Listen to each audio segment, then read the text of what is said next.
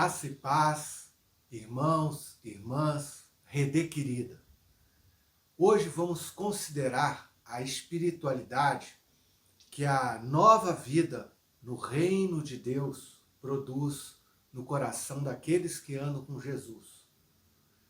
Vamos fazê-lo a partir da leitura e reflexão do Evangelho de Mateus, capítulo 6, versos 1 a 18.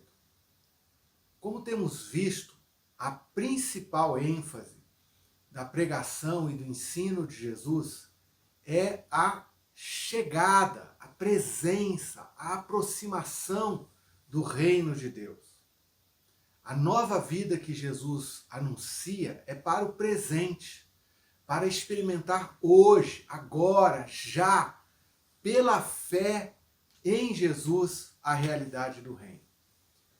Muito mais do que uma mera informação histórica, mais do que um conceito ou doutrina, é a experiência de um novo relacionamento com Deus, uma nova conexão viva com o céu. Jesus ensinou que cada pessoa precisa descobrir pessoalmente, no coração, a proximidade do governo de Deus, que a tudo transforma com a sua graça. Ele chamou essa descoberta de novo nascimento, ou de nascer do alto. Por isso Jesus disse que o mais importante de tudo, o prioritário, o que deve ser buscado em primeiro lugar é o reino de Deus e a sua justiça. E as outras coisas serão acrescentadas. Cada pessoa precisa ter o contato, a experiência pessoal, interior, com o governo de Deus no seu coração. A chegada, a presença do reino de Deus é espiritual. Não é visível aos olhos. Jesus comparou a proximidade do reino de Deus com a ação do vento, que a gente escuta, mas não sabe de onde vem, nem sabe para onde vai. Notamos os seus efeitos nas folhas das árvores, mas não o enxergamos. Assim é a ação espiritual do reino de Deus entre nós no presente. Não podemos percebê-la com os olhos, mas só com o coração. O contato com a realidade da presença do reino de Deus produz uma nova espiritualidade, uma nova piedade, uma nova sede de Deus. Ingressar no reino de Deus é entrar na esfera, na dinâmica do relacionamento pessoal com Deus. Fundamentalmente, entrar no reino de Deus é desenvolver uma nova relação, um novo conhecimento, uma nova percepção do próprio Deus. Jesus disse: tenham o cuidado de não praticar as suas obras de justiça diante dos outros, para serem vistos por eles. Se fizerem isso, vocês não terão nenhuma recompensa do Pai. Aqui, a expressão obras de justiça se refere ao que nós chamamos atualmente de piedade ou espiritualidade. Os 3 exemplos que Jesus menciona de obras de justiça são práticas de piedade, de devoção. A esmola, como misericórdia e cuidado generoso com os pobres, a oração e o jejum. Tratam-se de disciplinas ou exercícios espirituais que aqueles que foram tocados pelo poder e graça do reino de Deus aprendem a desenvolver. O que Jesus está ensinando é que quem é tocado pelo reino de Deus, pelo governo de Deus, vai ter um novo coração que se expressará em doação, oração, jejum. Ou seja, porque foi tocado pela graça, cuidará dos pobres, buscará a presença de Deus em oração, terá como prioridade ajustar a sua vida à vontade de Deus. As práticas devocionais têm exatamente a finalidade de manter a sintonia fina com o ambiente do reinado de Deus, para ouvir a voz de Deus, ser nutrido pela vida de Deus. A verdadeira espiritualidade reconhece Deus como a fonte de toda a vida. Jesus não tratou as disciplinas espirituais como algo opcional, mas ensinou que o povo do reino, quando der esmola, quando orar, quando jejuar, deve observar certos princípios.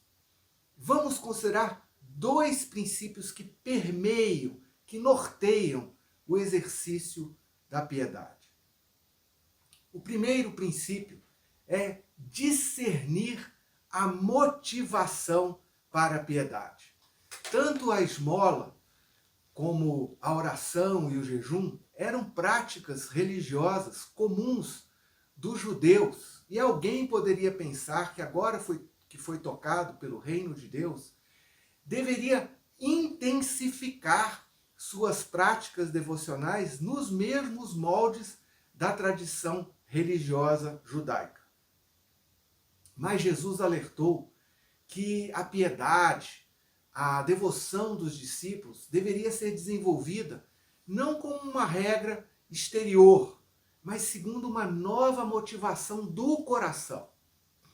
Jesus rejeitou o formalismo religioso que consiste em observância externa da prática religiosa como um fim em si mesmo, ou pior, como um meio para obter visibilidade, como expressão da vontade intensa de se projetar, de dar publicidade à própria piedade, ou seja, a si mesmo.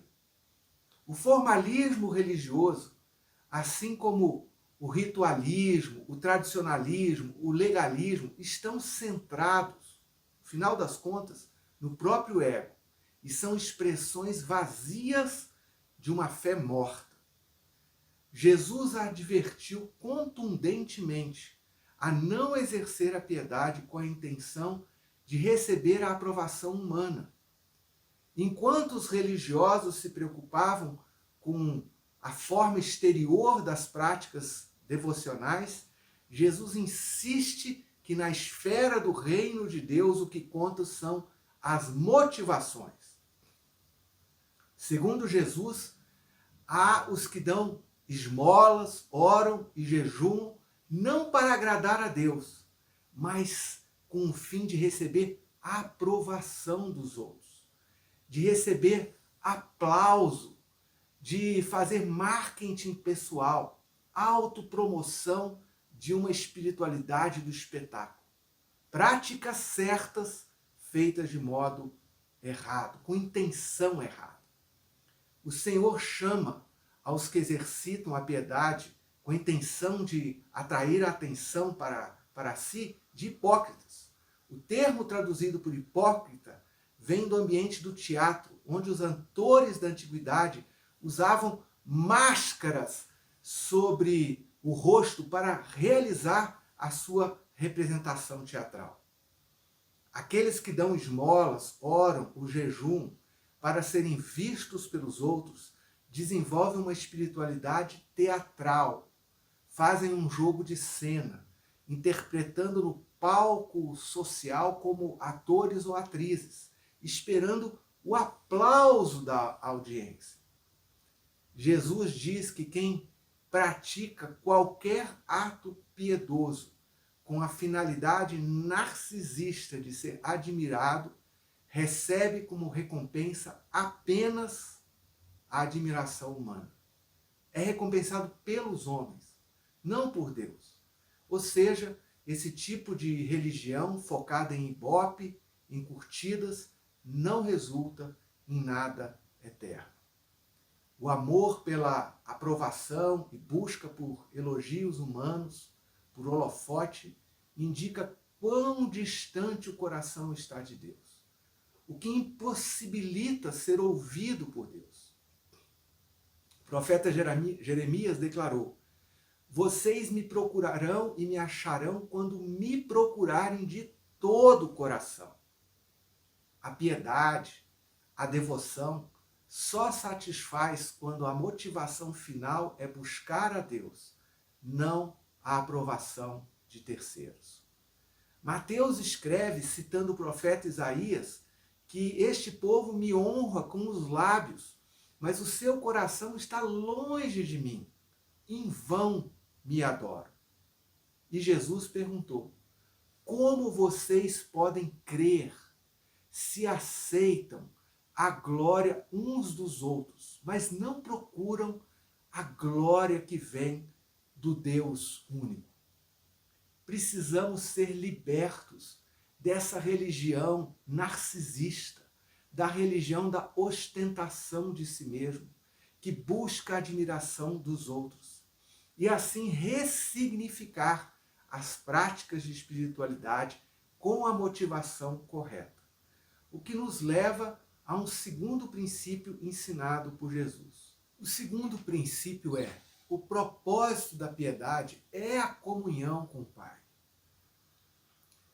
Se não é para obter reconhecimento humano, qual que é a finalidade da piedade? A finalidade das disciplinas espirituais é a adoração a Deus.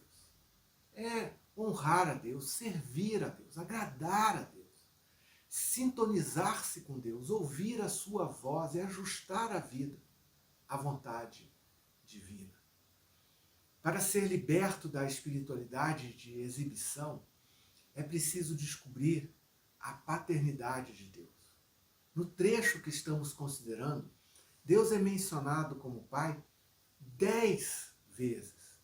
Jesus diz que Deus é Pai, que é o nosso Pai, que Deus é o Pai celestial, que é o Deus que nos vê, que ouve, que sabe o que precisamos, que é o Deus que nos perdoa e o Deus que nos recompensa. A cura para o narcisismo, o remédio para o culto a si mesmo, é a descoberta, o conhecimento de Deus como Pai e viver para adorá-lo. Quem entra no reino de Deus deve manter o foco em Deus, os olhos fixos em Deus. A nossa vida, a nossa saúde espiritual depende e é determinada por para onde está dirigido o nosso olhar. Se o foco está em Deus ou em qualquer outra coisa. O nosso olhar revela onde está o nosso coração. Por isso, a ajuda aos pobres deve ser realizada com discrição, sem que a mão esquerda saiba o que a mão direita faz. A nossa oração deve principalmente ser privada, no quarto secreto e livre do formalismo das repetições vazias. O jejum precisa ser secreto e em busca da conformação da vida e da conduta à vontade de Deus. Jamais para produzir visibilidade. N.T. Wright disse que aquilo que somos no secreto do nosso coração revela quem somos na essência. O que somos em secreto, em particular, é o que verdadeiramente somos. Em todos os aspectos, a prática da piedade, para ser autêntica, para ser válida, precisa ter como centro o próprio Deus, que vê, ouve e recompensa aqueles que o buscam de todo o coração. Essa temática da recompensa é mencionada 7 vezes nessa tratativa que Jesus faz da verdadeira piedade. Jesus afirmou que Deus vê a sinceridade, a verdade no coração. Deus percebe e recebe aquilo que é feito com o intuito de verdadeiramente adorá-lo. Saibam todos que Deus percebe tanto o cuidado como o desprezo para com os pobres, que Deus ouve as orações e que Deus considera o jejum que é feito como busca de ajuste à sua vontade. Há a recompensa tanto no presente, imediata, e também a recompensa no futuro, assim como o reino de Deus já é presente, mas será pleno no futuro. A principal recompensa é a descoberta da intimidade, da comunhão com Deus como Pai. Pai que nos ama, que quer o nosso bem, a nossa restauração, como o Pai nosso que está nos céus. É a nova relação com Deus. Por isso a prática da oração é enfatizada por Jesus. E Jesus dá um modelo de oração.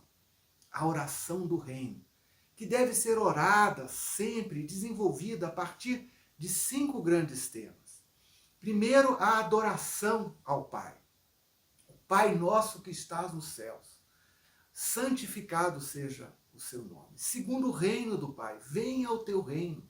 Seja feita a tua vontade, assim na terra como no céu. Terceira, a provisão do Pai. O pão nosso de cada dia, dá-nos hoje. Quarto, o perdão do Pai. Perdoa as nossas dívidas, assim como perdoamos os nossos devedores.